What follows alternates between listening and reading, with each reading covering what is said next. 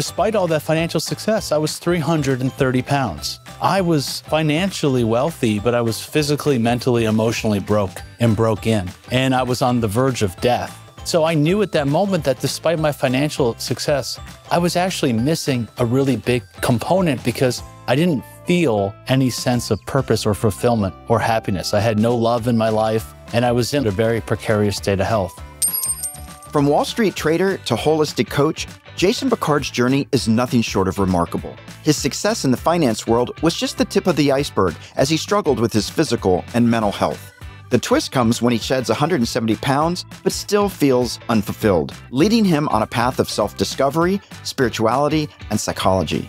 In 2019, Jason found his purpose in coaching others to achieve a balance of wealth and well-being through his transformative course, the Abundance Archetype.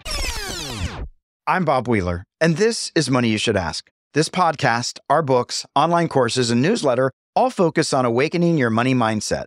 Our mission is to normalize conversations around personal finance so we can better understand why we do what we do when it comes to money.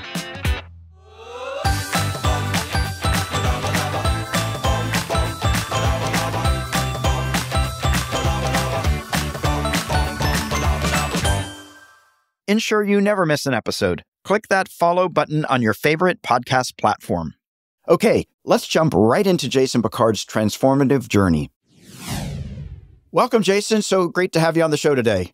It's so good to be here with you, Bob. I'm so excited. Thank you. I'm curious, you had this life as a trader on Wall Street. Sounds really sexy and crazy and all that stuff. And what events took place that you shifted your career and now you've gone a different direction? And tell us a little bit about what you're doing now and how that happened. Yeah, I'd love to tell you a little bit about how I got into that. So essentially, I had my mind and heart set on being this world famous trader. I really put everything I had into it. And by the time I was 25 or 26, I was super successful. I had made millions of dollars. I was working for Paul Tudor Jones, who's one of the most famous investors of all time, and certainly one of the most famous investors and financial traders alive. I was ranked one of the top 30 traders under 30 years old in the world. I had a very niche approach to trading in a very niche market. And I was becoming one of the youngest, if not the youngest partners ever at Tudor Investment, this very esteemed, like the New York Yankees or the Cowboys of hedge funds, especially at the time when I was there. But despite all that financial success, I was 330 pounds. I was financially wealthy, but I was physically, mentally, emotionally broke in. And I was on the verge of death. I was in a very, very precarious state of health. And so I knew at that moment that despite my financial success, I was actually missing a really big component because I didn't feel any sense of purpose or fulfillment or happiness. I had no love in my life. And I was in, like I said, a very precarious state of health. So I went on this 2-year exercise journey where I lost 170 pounds, just really grinding it out in the gym. Just blood, sweat, and tears every single day. Kind of the same approach I took to Wall Street, just like all in, no pain, no gain, all my cards on the table. And I lost half my body weight. But at the end of that experience, I still didn't really feel different on the inside. Now I had this bank account. I had this body that was fit, but I still felt like I was living a little bit in flatland. And that's when I realized that what I was searching for was an inner game. I was searching for this all on the outside, and I had literally an exchange of my outer world for my inner world. And that started about a 15-year journey for me, studying from the best people in self-development, psychology, spirituality, holistic nutrition and health and movement and martial arts and indigenous practices, and then incorporating them into my Wall Street career, which made me sustainably successful on Wall Street and really took me to the next level, but also in a way that didn't ruin my life and ruin my health and ruin my relationships. And I did that until 2019, where I just felt this calling to do something different. And I wanted to move into the coaching world. So I just threw away that trader part of myself. I said, that guy's not me. He's crazy. Leave him on Wall Street. I'm going to go into just helping people and doing all of this kind of coaching and self-development work, only to find that all roads led back to that wealth piece for me. In that the way that I found myself being really meaningful to my clients was bridging the gap between wealth and well-being. That if I wanted to literally live my truest purpose and fulfill myself and meet the needs of my clients in the world to the best degree possible, I had to access all parts of myself, which was showing people how to have wealth and well-being at the same time. And that was the impetus to create the Abundance Archetype, which is now my new course that I lead people through. That's so awesome. And you're sharing the story. And I'm wondering, that piece of leaving the trader behind, many of us are socialized that we are our accomplishments, that we are the amount of money that we can generate. Yes. And then to walk away from that or potentially risk losing that, or, hey, I'm going to do some stuff like meditate or do some woo-woo stuff. Maybe that's not going to present well for the sharks out there saying, well, that person's sort of crazy because they're in touch with themselves and they're breathing and doing all kinds of things that are like counterintuitive of being rich and crazy. For you, how was it to let that go? Or maybe that wasn't even a part of it. I just know for me, I was socialized a certain way, and it was very difficult to give up, like, I got to win, I got to accomplish, I got to be the best. Yeah. And I'm wondering how for you that transition was. I think there's a few points that I could hit on. First, we'll just take this winning. One thing I realized that was a key component to being successful on Wall Street was actually not focusing on winning and losing, but focusing on what I would call being an infinite investor. Paul Tudor Jones once pulled me aside when I was like really focused on putting everything into one trade. And he said, listen, man, the point is not to win on this one trade. The way to become successful is if you're still here in this seat in 10 years. Focus on your career, not the trade. Focus on the marathon, not the sprint. Don't even focus about winning and losing. It's about having and developing a process and realizing that really it's a horizon point. There's a point that every time you get to it, it just pushes off into the distance anyway. So it's really a contest of who could be the most sustainable and who can be there the longest. You're only as good as your last trade. And so if you're going out there and you're putting all your eggs in one basket and you're not thinking about tomorrow, you're really not a great investor because it's really about sustainability. Now, what the second piece is that, for me, I've always kind of liked to live outside the box. And I just started to see these things working in my life. I was sitting on a trading floor with 500 people. And we had all of these rows of desks that were all kind of interconnected. I'm sure you've seen these typical investment bank desks. And I literally had them cut my desk out of the row to put in a standing desk. So I could stand and sit and kneel and sit on a Swiss ball at various heights. I was bringing in my own food. I was bringing in my own water. I was taking time to meditate during the day. I was getting exercise in. And people at first looked at me like I was crazy. But when they started seeing me put huge numbers on the board year in and year out and actually changing my body, finding, love in my life and having a meaningful life, they really started to ask questions. And it wasn't actually until about 4 or 5 years in that they started transforming the whole place, bringing in organic food, bringing in yoga instructors, giving everybody a standing desk.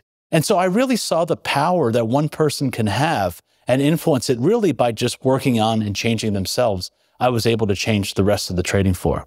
When I left the industry, though, there was this big kind of ego death moment. I was this person who, on paper was very important. People would call me and emailing me and try to take me out to dinner and buy me gifts and book meetings with me and all sorts of stuff. My phone was constantly ringing. I constantly had something going on, millions of dollars swinging around at any moment. And then the moment I left Wall Street, it was like fade to black, right? Yeah. It's like no one's there, no calls, no emails, no meetings. All I'm doing is picking my kids up in the morning and driving them to school and then picking them up in the afternoon and driving them back. And I'm like, who am I? And what is this all about? Right. And I think that that's something that people don't really realize that needs to be talked about as the process is almost like losing a loved one in some way. When you leave an identity that was that entrenched in you for your whole life of what you thought you were. But I really found something that was quite fascinating that I think is really useful for people if I share it. When I was a kid, I loved drumming and magic. And interestingly, when you think about drumming, if you look at what's underneath the drummer, it's somebody, let's say, who's connected to rhythm. And what's underneath magic? It's like a sense of curiosity, a sense of wonder, a sense of questioning or thinking about things differently, right? When I was a trader, what made me a great trader was being tapped into the rhythm and the pulse and the beat of the market. I could just feel the market and know where she was going. In the same way, I had this very curious mind about looking at things and questioning things and turning over every stone. That same concept of magic was there in my trading. And when I left trading and became a coach, I realized that what made me great as a coach was my ability to tap into the rhythm of my clients. And when I gave them this enlightening information for them that opened up their eyes, it was like magic for both of us. So what helped me was recognizing that my gifts and skills and talents, the essence of what made me great and what makes me great, was not actually the trader. That was an expression of something that was native to me from when I was born, that I came into this life with, that was there throughout my childhood, that was just expressing itself in various forms. And that really helped me transition through losing the identity of being the trader. And here we are now, coming back full circle where I'm realizing that I can't get away from that either. It's part of me. It's a part. Well, I'm curious. I want to go back just a moment because I love everything you just shared. And there is a grief process around giving up part of the ego for sure. Yeah. I'm wondering as a kid and that desire to be the greatest trader that ever lived and all that stuff, was that something innate? Was that something your parents sort of said, we'll love you more? Like, were there any conditions on this goal or any perceived, if I do this, I will be so loved or I will be super badass? Like what was young Jason thinking and hoping for with this intention to go out there and take on the world? I'll tell you two stories. One that's unique to me and that one I think might help other people. In the work I do, I'm a student of Dr. Arnold Mindell's process work psychology, process-oriented psychology. It has kind of two names to it. But what they say in that work is that if you go back to your earliest childhood memories, your earliest childhood memories hold the keys to your life's work and purpose, but also your core wounding, your core powers and your core wounding. Right. So when I was 6 or 7 years old, I came home with my first report card to give to my mom. I walk in the door. I'm expecting this big reward, maybe a big gift. My mom's going to take me to the toy store or something great like that. I show her the report card and she says, this is not up to par. And I just flipped out. Okay. I literally just threw myself in the air. I cracked my head on a large flower pot, had to be rushed to the hospital, get stitches, this whole saga. Well, what happened in that moment? If you look at that like a dream, I realized in that moment that for me, being successful, getting that report card, getting the A's, being the top student, being the top athlete, being the top trader, taking a job where you have a constant report card, every second of every day you have a report card, that was the way that I was going to get love and appreciation from others. I was looking for it on the outside. Right. And that same thing was my wounding, in that no matter how much money I made, no matter how well I did not actually feel it. And in the same way, that's what I was stuffing to be 330 pounds, trying to fill that same void. And so a lot of that was sort of inherent in my earliest childhood memories that made me who I was. And so you could think back, the listeners can think back to their earliest childhood memories. And if you looked at it like a dream, what are the key components and players and symbolisms in that might hold your hidden powers and your hidden purpose in your life, and also where you might have some wounding to work on. So another really cool thing, though, was my father was the chief financial officer for Tudor Investment when I was a kid. My father also started Two Sigma Investments hedge fund. He's one of the 3 founding people of Two Sigma Investments, which is one of the most successful hedge fund stories ever. And it's a very famous, very successful systematic trading fund. But when I was a kid, I was about 12 years old, and there was this family picnic that was going on between 4 different hedge funds, Tudor and 3 others, More Capital and 2 others that I can't remember. And this was very early on. This was like in the early 90s. There were not many hedge funds. Now hedge funds are in the tens of thousands, if not more, probably hundreds of thousands, if not more. I don't even know how many, but they're very common. Anyone in their basement now could have a few bucks in their pocket and call themselves a hedge fund. But back then it was a very sort of up and coming, new, unknown area. And so there was a family picnic. And in this family picnic, the 4 hedge funds, the employees of the hedge fund would compete in various things like softball or volleyball or whatever. And it was all for fun, supposedly. Right. But there was this main event called tug of war. And my dad was on the tug of war team and he was the captain. And leading up to this family picnic, on 2 occasions, about 15 members of men and women that were working for Tudor came to my house because we had a little lake close by with a sandy beach, and they were practicing for this tug of war. Like it was the freaking Olympics. Right. And when I went to the main event at the family picnic, Paul Tudor Jones was there. He was fresh off a heli-skiing accident where he was on, crutches with a cast on his leg. And he was standing next to the tug of war team, screaming and yelling. It was like the most important thing in the world. And the team wound up winning the tug of war. And at that moment, I said, man, this is what I want to do. Like how you do anything is how you do everything. And I just love this competitive, love of life, this intensity. I'm like, that just turned me on at a very young age. And that combined with that drive to get the report card, I think really was the impetus. Now, that is my core power. But like I said, it came at a cost as well. And it's the same for all of us. And we need to learn how to balance these impulses. Yeah, absolutely. And I can appreciate the competitiveness. I think for some people, the competition never ends. Like if I'm playing a board game, I will fight to the death. But when it's over, we'll play another game down the line, right? It's not like I'm not going to live in my win or fail. Of course, I always win. No, I'm kidding. But, finding that balance, like you said, I think competition, being competitive can be a very healthy thing. It can be a great motivator. Yeah. As long as you stay in control and aren't controlled by the competition. Yeah, I'll tell you a pretty funny story, though, about that. I was playing dominoes with my kids recently, and my 9-year-old daughter, I saw her going to place the winning piece to win the game. She was her last one, and she's putting it down, and she was going to win. And I was like really excited for her because like some part of me wants my kids to win. Yeah. I want to win, but when I'm playing my kids, like in my mind, I want to give them this winning attitude that it's got to always be about winning, right? Right. And I saw her take the piece and go to put it down to win. And I saw her remove it and purposely put it in the wrong spot so that the game would continue and she wouldn't win in that moment.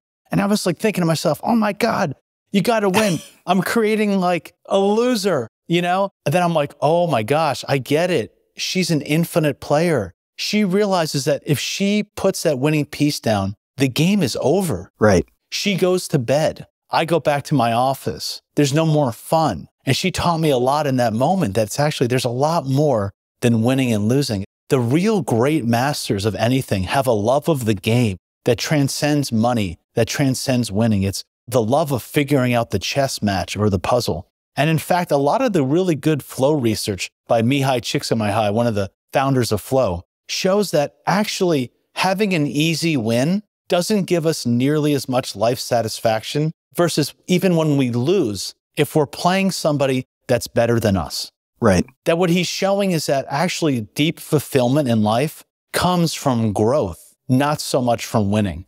Yeah. Those experiences have really helped me think about that differently. But I'm very much like you in that way that I want to win too. Want to win. But apparently there's more than just winning. It's more about, one of my teachers says, we're not in a universe, we're in a university. Right. We're here to grow and learn and discover new things and not just have easy wins.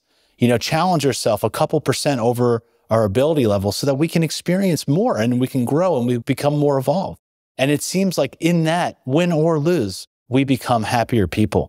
Yeah, I'm so with you. And I think that media and all these influences, the way we're socialized, has done a disservice to just focus on the win. I think there is starting to be a shift, and there's probably a lot of people, the indigenous folks, and a lot of people that are already in touch with spirituality, with connection to earth, connection to health. But probably Western society has not caught up or fully learned that balance, which I think we're trying to get back to for sure. I think it's a balance. I don't think anyone has the right answer. Ultimately, these things are a balance of both. For me, growing up in a very Western, Wall Street-oriented household, my idea of success was accomplishment and achievement. And what I've learned through Native American cultures is that it's more about nourishment. How many people are you taking care of? How many people did you feed today? Right. Right? That's their level of success. And I think that for me, just like this idea in my course of, I worked on Wall Street with a lot of wealthy people, including myself, that had money,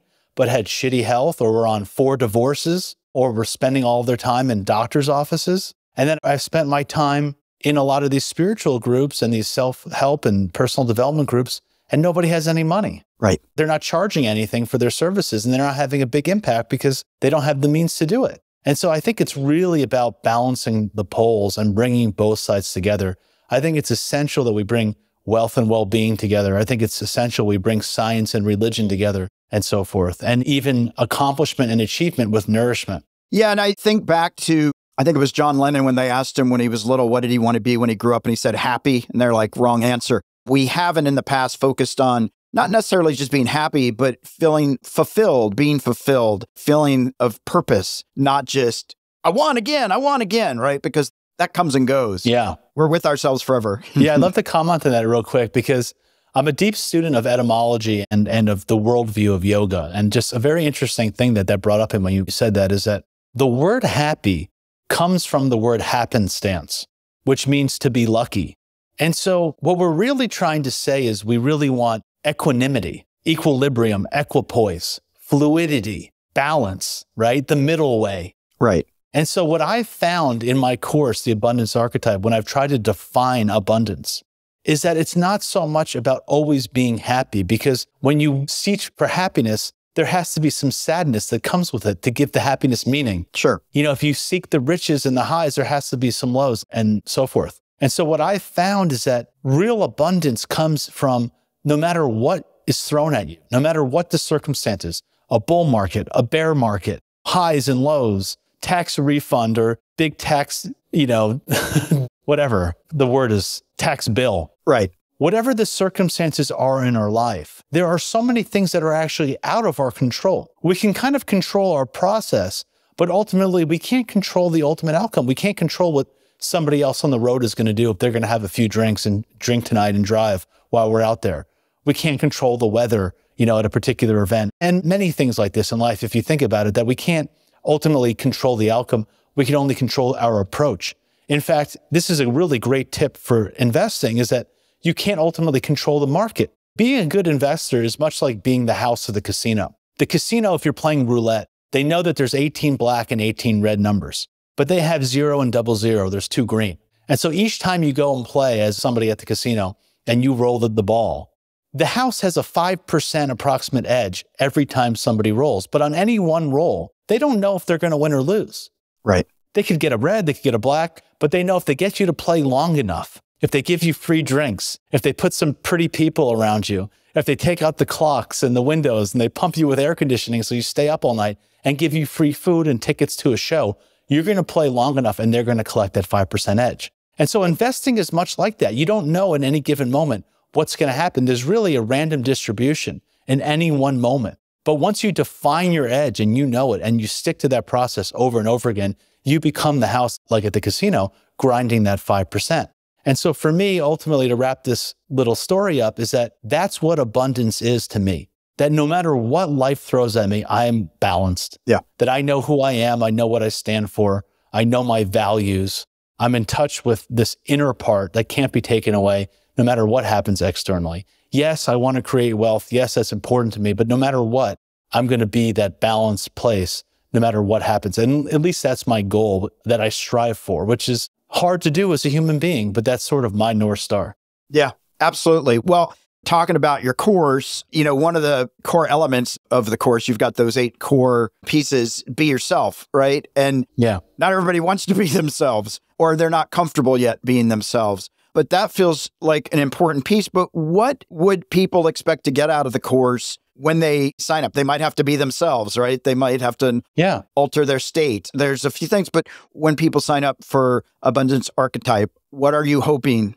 I'll just say one thing about be yourself, and I'll quickly go through it because I know we have a lot to cover. But there's only ever one Bob Wheeler in the world. Nobody else in the history of this planet has your fingerprints. There are no 2 snowflakes alike. Nobody else has your unique gifts, skills, and talents, ways of looking at the world, mixture of the elements. No one has your dreams at night. No one has the experiences you've had, the preferences you've had. You are so unique. And just like your podcast, there's only one money nerve. We must ultimately know what makes our podcast, what makes our business, and what makes us unique, and really lean into that, because that's the only way we'll differentiate ourselves, find our alpha, and really separate ourselves from the pack of normalcy. And so that's one of the keys to being successful, is finding, what do I love to do? What am I naturally good at? How do I invest in myself to support myself in that way, whether or not it's in my health or in education or a coach or a mentor or anything that you may need. And ultimately making yourself the biggest investment and the most important investment, recognizing that I myself am the greatest asset I have, and I am my greatest technology, and starting from that place. So in my course, essentially, there's really two streams. First, I talk about the importance of developing your process, like we just kind of spoke about. And I go through 6 steps that I developed while I was on Wall Street working with Paul Tudor Jones and through my own experiences of 6 key philosophies that I have to investing. 6 key philosophies to developing your own process to being a successful investor or to being successful in business. The interesting thing when I was working on that was that I recognized that the same principles that you need to be a good investor of the stock market, let's say, actually apply to managing yourself if you make yourself the investment. Looking at the different situations in your life, like risk reward, diversification, risk management, learning from your mistakes, evaluating your process, and so forth. What's the quality of your returns? And what's the quality of your diet? Are you yo-yo dieting? What's the quality of your relationships? Are you hot one minute, cold the next? Or do you have steady, repeatable returns that last a long time, right? And so forth. So that's this whole process section. And then I developed 8 keys to developing mastery or 8 keys to developing flow states, where I took all of the stuff that I learned from all of those 20 years of studying with teachers and masters and gurus around the world into all of the kind of the irreducible steps that I think one needs to do in order to perform and feel at their best. And I'm curious, like you learned all this information. What was it that you said, I want to take this out in the world? You learned something from your daughter. She shared information with you. Yeah. What was it that made you want to share this information with other people? On one hand, I feel like when you have rank and power and privileges, it's a responsibility. I had privileges. I was able to make my way onto Wall Street. I made a lot of money. I was able to study with some of the greatest people in the world privately to this day. And I do feel, I don't want to say burden, but this weight of responsibility that if I don't share this, I become a tree that's holding onto my fruit and just bends over to the ground and rots. Yeah. It feels like a natural impulse. But interestingly enough, if you look back to that childhood report card experience and you look at that experience at what's missing from it, well, there's the student, but there's no teacher. That's who I'm becoming. It's like all along this experience of like having a wise person in that dream, the mother or some wise elder or some teacher figure to come to me and say, listen, don't worry about the grades. You did your best. People learn in different ways. Here's how, you're good at this, you're not good at this, and cultivate my inner skills. That's what was missing for me. When I was on Wall Street and when I went to University of Virginia, I did not learn any of this stuff. I learned how to be a successful person on Wall Street, but I didn't learn how to take care of myself. Nobody taught me how to even eat, right, or move my body, or make love, or have fun, right, or create, or dream. These things are so important to the human race. This is what makes us innately human. And to be honest, at this day and age where we have AI, that I don't think it's just my belief, it just have a pulse to see that AI is seemingly slowly taking over the world. Yeah. And probably going to be removing job after job after job. When I was on Wall Street, already more than 50% of the trading was done systematically by computers. Wow. That was 4 years ago. It's probably even higher now. And 20 years from now, it might be 80 or 90%. I don't know. Most industries are probably going that way. When I first started out, I was 19 years old, interning on the floor of the Chicago Board of Trade in Chicago. That doesn't even exist anymore. There's no floor. It's a museum. So why am I saying this? What I'm saying is that I think if we want to thrive in the future, we have to remember what it means to be human. What do we have that machines don't have? We can dream at night. We can tap into the wisdom and intelligence of our body. We can connect to our heart. Machines can innovate, but they can't create. They can't pull something out of the ether, out of the unknown, unthought about before, and pull in some new information. So we have to know what we can do well and what machines can do well. In trading, machines will do way better at you at execution. Try executing a trade against a computer in any kind of size, you're going to get annihilated.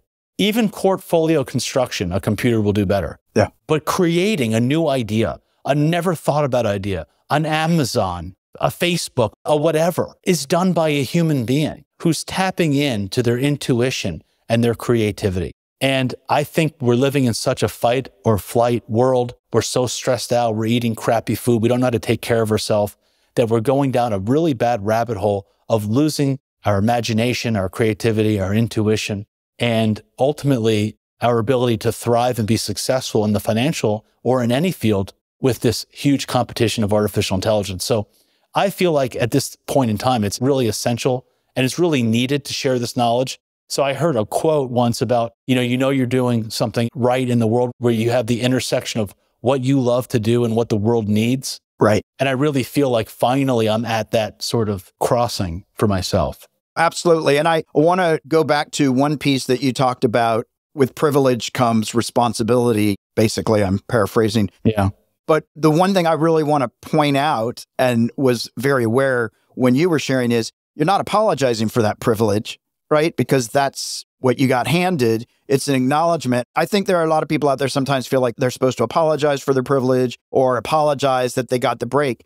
And for me, it's about not apologizing for that, but then taking that privilege with responsibility and paying it forward for people that didn't get that privilege. 100%. In my model, in my view, what I've learned, it's not about feeling guilty about it. It's not denying it. It's essentially owning it. Absolutely. I think there was a great Gandhi quote that said, rank and power are great privileges. Use them well. Right. It's not about disowning them or being shy about them. It's like, how can you use them to support other people? Yeah.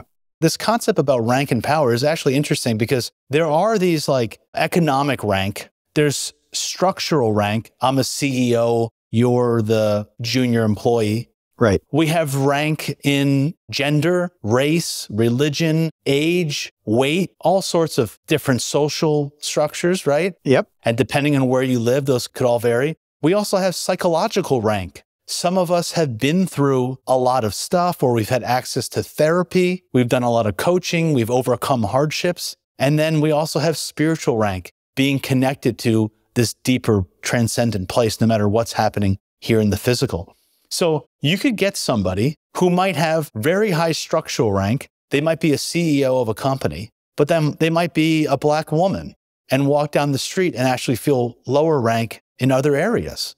Right. And, everything in between. And so the whole idea is recognizing where you have rank. You may have low structural rank and low social rank, but you may have very high psychological and very high spiritual rank. Recognizing where you have high rank, where you have lower rank. What can you do for yourself to raise your rank? How can you make more money? How can you move up in your company? You can't change something really like a skin color or a gender or various things like that, but you can change how you view yourself in the world, how you approach the world from that lens, and so forth. So it's all about what can we do to help other people raise their rank, and how can we support ourselves in raising our own rank? Yeah, absolutely. And I could have rank here and be transported to another country and have 0 ranking. I have rank at work and I come home and my kids run all over me. Exactly. So I do think that's so important. I want to bring it back to, at a certain point in time, your mom had rank. When you talk about the homework story, the report cards, you went to the hospital, all these things happened. Was there an after conversation? In other words, did your mom be like, oh my God, I can't believe I upset you? Or, well, that's what you get for react. Like, was there any kind of follow-up? Well, yes and no. I mean, the interesting thing about that is that there I go to the hospital, I'm getting the stitches. I have this very sort of traumatic for a 7-year-old experience. And my dad walks in and gives me the present that I was expecting from the report card. And so here is like, parenting trap 101 of setting up this really belief system that when something bad happens, I get rewarded, right? Right. And so that was a very kind of big trap that I've also had to work through of like something going hand in hand of like making a lot of money, but being unhealthy and unhappy sort of thing. Like there was sort of a negative feedback in that. So no, I don't think it was very well discussed. And in fact, my mom, kind of even denies it to this day, but it doesn't, she doesn't look at it, but she thinks it makes her look like a bad mom or something like that. Right. But to me, I'm like, that was the greatest thing you could ever done for me. It made me who I am. Right. There's no way without that moment I would have made it to Wall Street and had the success I had. Yes, it came with a lot of challenges, but even those were beautiful because I couldn't be the coach I am today, being able to empathize with people that are overweight or have gone through difficult challenges without also having that, Yeah, absolutely. Be yourself. Be yourself. Yeah. Because that's what makes us who we are. What practices can we incorporate into our daily lives to shift our mindset towards abundance?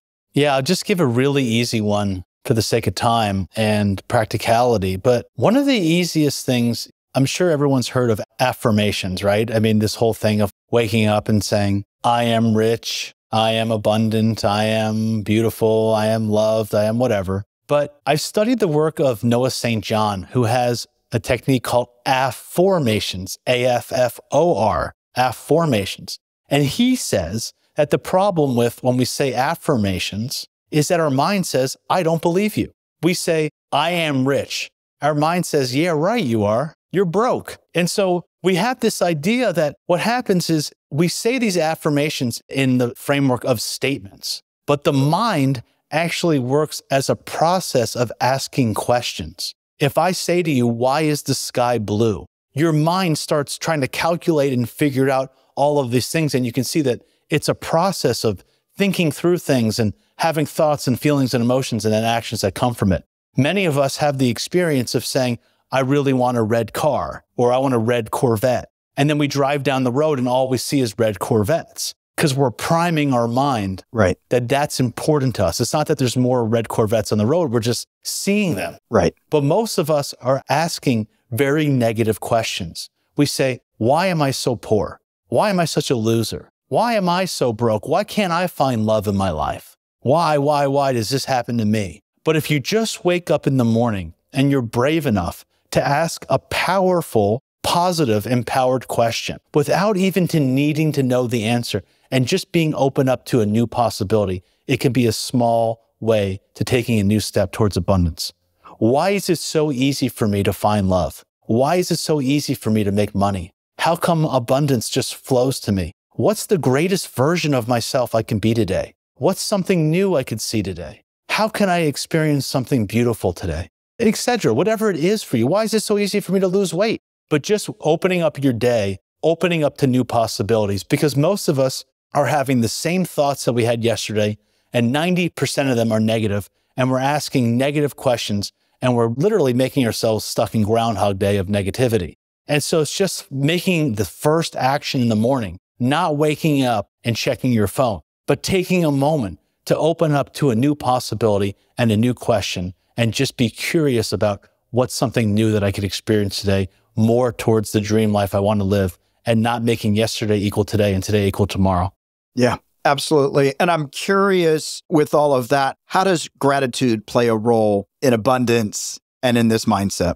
I think gratitude is a really fun one. I've been thinking a lot about gratitude lately, and I'll just tell you a quick little story about it. You know, we know scientifically that gratitude has positive effects. Science has proven that it improves the quality of relationships. It can make us more optimistic. It has other physiological benefits, right? But Hawaiian culture, and I study with a gentleman named Kahuna Harry Uhani Jim, an amazing Hawaiian kahuna. And he taught me that the Hawaiians believe that gratitude and abundance comes from the breath. That in Hawaii, they say aloha, which means the breath of the divine is in your presence. Or said another way, the breath of the divine is in your pattern of breathing. So when you enter into a mindful breathing pattern, you get into this frequency of what they call kina ole, which means being in the right place at the right time for the right reasons with the right people the first time. You're doing it the right way. Now you're in this frequency of abundance. And they say when you engage in this breathing practice, the one who receives the benefit of that breathing practice is the future you that you meet at the end of the breath work, the end of, let's say, the 30 breaths. And when you meet this future you, and now you have this new intake of oxygen, and you have extra energy instead of focusing on the base level survival things. You have this extra energy now to focus on attracting this new frequency of abundance into your life. The natural byproduct of that is gratitude. And they say that it's the gratefulness or the gratefulness being full of oxygen. So once you experience that in your own self in an embodied sense, it's no longer this academic, because I'm like, what is gratitude? How do I know when I have it? I know I want it. What does it feel like to be grateful? I don't know. But by breathing for yourself mindfully, 30 breaths a day, they say, just 30 inhales and 30 exhales. And when you reach the end of the 30 breaths and you meet that future you, that feeling you have, that's gratitude, and that attracts abundance. And then you can give it to others once you know what it feels like in yourself. Yeah, that's awesome. I love that. I'll have to do a little Hawaiian research, maybe with a pina colada. For me, when I can focus on gratitude, then I don't have time for the questions of why this and why that and why can't I have, because I'm focused on, wow, what do I have? Sure. And be in that moment and shifting that mindset. So appreciate that. I'm with you 100% on that. Well, Jason, we're going to shift the energy a little bit. It is time to test your nerve. Oh boy. Test Your Nerve is brought to you by the Money Nerve. If you're interested in learning more about your relationship with money, go to our free quiz, testyournerve.com, and see your responses to money and emotions. So we're going to have a little fun here, I hope. All right. What's one thing you would spend money on that would surprise people? You know, one of the things that's coming to my mind, and I don't know why, but I just usually go with the first thing is I really like to enjoy some ceremonial organic tobacco. And I do it in a very mindful way, but it's a way that I can just connect with the earth and connect with the plant life. And so, yeah, I just thought that might surprise people based on what I've said today. I don't know. It was something that just came to me. Yeah.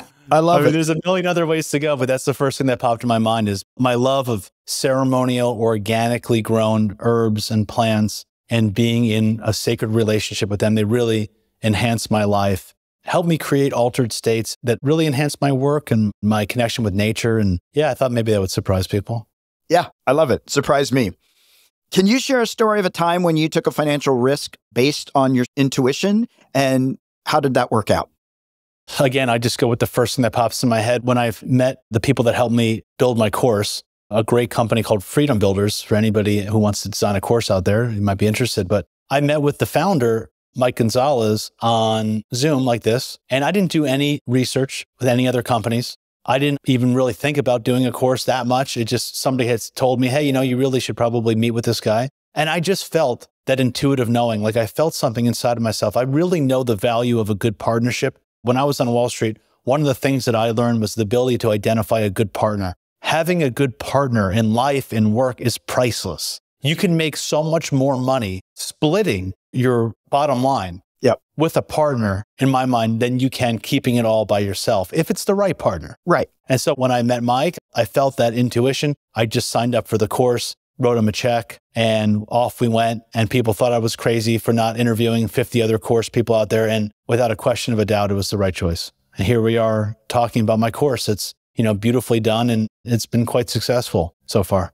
No, that's awesome. And I can't agree more. I'd rather have 50% of something than 100% of nothing. Yeah. So, what would you say is the most valuable life lesson you've learned through your experiences with money? Most valuable life lessons I've learned through money. I'm not sure if this answers your question, but I've been thinking a lot about money lately. And what is money? I looked up the word money, and, you know, it took me on this really deep rabbit hole of thinking about that money is a mental emotional construct. If I had $10 million and I lost 9, I'd feel poor. But if I had nothing and you gave me $1 million, I'd feel like I won the lottery. Right. And the word money comes from the Sanskrit word manas. And manas, we used to be called humanas. We made it patriarchal, human. Of course. But we're humanas. Manas are the thinking, feeling, willing, and memory components that separate us from animals. It's what makes us human. And so I've been really reflecting on that this idea of money actually is in the root word of human that we've chopped off. And so this concept of money is really anything that we can do to empower someone else or ourselves to really know who we are, to really know ourselves and our place here on earth and be valued in that way. That it's more of an inner wealth. That's the only money that we can actually keep. Right. Not that the exterior is not important. And essentially on this journey, I recognized that wealth and well-being have had a nasty divorce. But when I went back, I recognized that all of the great spiritual traditions and religions all were founded on money. Research says that Jesus was given the equivalent in today's value of $4 to $5 million worth of frankincense, myrrh, and gold at birth. Moses lived with the king of Egypt, the Pharaoh. Right. Buddha was a prince. Arjuna was an Indian prince. Muhammad married a very wealthy businesswoman and was apparently a very wealthy business merchant. So somewhere along the line, these things have separated. And the lesson that it's taught me is that they need to go together for survival and our ability to thrive. Yeah. So I may have taken a very circuitous approach to that answer, but I don't know. It's just what came out of me. That works. That works for me.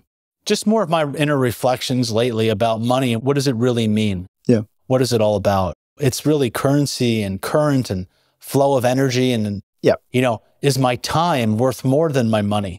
Is my presence and my attention my greatest force, or my love my greatest form of money? I don't know the answers to these. These are the things that I meditate on these days. Yeah, those are good things to meditate on. Yeah. What would you say is your financial superpower? Risk-taking.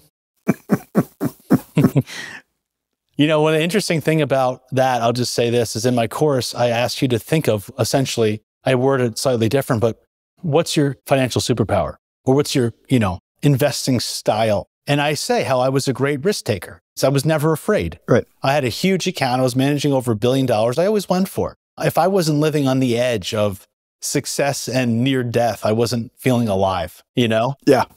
It wasn't investing to me. But on the flip side, if you ask me what annoyed me the most about other traders, I would say the ones who sat on the trading floor and never took risk, that sat around there for 3 years and never put a position on and just eventually lost their job. I'd look at them and be like, what are you doing? There's no downside. You have a call option. All you do is put something on there. Just go for something. And they would sit around and put on peanuts and never really take any risk. But what I learned is that our greatest superpowers hold in them an inherent weakness. And in our weakness, it holds in them an inherent strength. And I was at my best when I could balance that risk-taking superpower with the person who knew when it was right not to have all the chips on the table. Right. And I could tell you more about that, but that's essentially, sorry about that. It's interesting because I'll make a cool segue with that. These kinds of things, like a dog barking on a podcast, or that was actually my mom calling me on my iPad, interestingly enough. But I teach in my course how these things, there's like a deeper meaning to them, that like, if I'm working with a client, let's say, and one of my kids runs into my office, it's very easy for me to say, get out of here. I'm working with a client. But what if that's some sort of message that I need to be more playful with my client, or I need to have more curiosity, or my client needs more childlike nature? So I've learned to kind of do more Aikido with those kinds of things and flow with them. And they can actually help you be a better investor. Yeah, absolutely. Awareness of what's present. Yeah. If you could describe in one word your relationship with money. Yeah, I have to think about one word. I would say attraction. I think I'm attracted to it, but there's been some part of my belief system that has always felt like it's been attracted to me as well. It was like when I was younger and I was running out of money, but then like some check would come in the mail or something would fill the gap, or I get a tax refund of $10,000 that would save the day and bridge the gap. I've always felt like there was something there, but at the same time, I did feel that there was a point at the end of my trading career where that was completely the opposite. That no matter what I did, I don't know how I could be wrong after being right for 15 years. Right. I just couldn't be right. So one of the things I think that's coming up for me around attraction is that money flows when you're doing what you love to do and you're feeling that attraction of what's naturally happening. And I felt that I was going against the grain, that there wasn't that attraction anymore in trading. And that's really when I left it. And now after a couple of years of not really having money coming in, being in this intermediate period of not trading before my course came, it was really a process of finding that attraction again. And now that I found that, the money's coming back in again. Yeah. And so in one word, that's what I came up with. Yeah. For me, I was answering the question myself and I was thinking flow. Yeah. Because it flows towards, flows away, money's flowing. We are at the M&M spot, our sweet spot, money and motivation. I'm wondering if you have a practical financial tip or a piece of wealth and wisdom that you could share with our listeners, something that's worked for you. Yeah. I'm going to tell you the first lesson in my course. And I've mentioned this briefly, but I didn't really give you the essence of it. Be able to define how is it that you make money in investing, in coaching, in podcasting, in anything, in 1 to 2 sentences at an elementary school reading level. Find a way to take something complex and speak of it simply. Get down to the nuts and bolts. Put it on your wall. Here is my one sentence. Here is exactly what I do. This is my sweet spot. This is my edge. This is how I approach the market. This is all I care about. This is what I look for day in and day out. This opportunity. And know that on the back of your hand, tattoo it on your arm, put it on your wall, and follow that all the way home, like the house in the casino. Know that first. So many people come in and you ask them that question on Wall Street, how do you make money? Oh, I do this, I do that, I do this, I look for this. No. In one sentence, like I'm a fifth grader, knowing that simplicity is the ultimate sophistication. How do you break down what makes this podcast different than every other of the 3 million plus podcasts out there? What is your competitive edge? Know that. Everything comes from that. Love it. Love it. Love it. Well, Jason, I'd tell you, this has been a great conversation. Some of the things that really stood out for me is the fact that you talked about being a student. Yeah. We are all students. And I think that's so important, at least for me, in terms of mindset, that we're constantly learning, which comes to that point about being curious. A lot of us aren't always so curious to know because we might actually hear something we don't want to hear. For me, it's so important to keep being curious, go beyond my comfort zone, be challenged, keep asking questions. And throughout this, you've talked about the fact that you're still asking questions, you're pondering these things. And it's not always fun. It's not always great, some of the answers. Sometimes we get the response we don't want. We don't get the present with the good grades, right? But being able to be curious about all that, learning from it. And so I really appreciate that piece about like we're all students, being curious and just keep asking the questions. I mean, there's a whole lot of other stuff in there as well, but those really, for me, it's so important that we be curious and learning to be comfortable with being ourselves. Yeah. Because so many of us, myself included, spend a lot of time trying to run from ourselves instead of embracing ourselves. And once we can actually make peace with that, reconcile it, and actually appreciate our uniqueness, then I think we can thrive. So I really appreciate you bringing all that out. Thank you so much. Where can people find you online? Where can they find your course? Where can they find you in the internet? Yeah. The easiest place is to go to my website, jasonpickard.org. There you can see a bunch of information about my course. And if you're really interested in learning more, you can book a 30-minute free discovery call with me, where you get on a call with me and we chat about what's going on in your life and see if you're a good fit for this opportunity. It's a really exciting movement, I could say now. We have a lot of students that are in the Abundance Archetype. I'm offering a 12-month mentorship program where anyone who takes the course also enters into these live group coaching calls. We meet twice a week with the group. We have a Facebook group all together where we're sharing information and experiences with all these abundance seekers. And we're bringing in a lot of cool guest speakers and so forth. And so it's really been a lot of fun to witness this transformation, not only in the individual people, but also as a group. So jasonpickard.org, you can book the call with me. And I'm also on Instagram at jasonpickardofficial. Awesome, awesome, awesome. We'll have all that in the show notes, but I'd just like to give it voice. So Jason, thanks so much for taking the time out today and giving us a little bit of your wisdom and perspective. And yeah, thank you so much. Appreciate it. I had so much fun. Thank you. Yeah, it's just a great honor to be with you. Thank you. Thanks. Hey there, Money Master. I hope you enjoyed this episode. Did you learn some valuable insights around your relationship with money? Our guests shared some of their financial epiphanies. You might have experienced one too.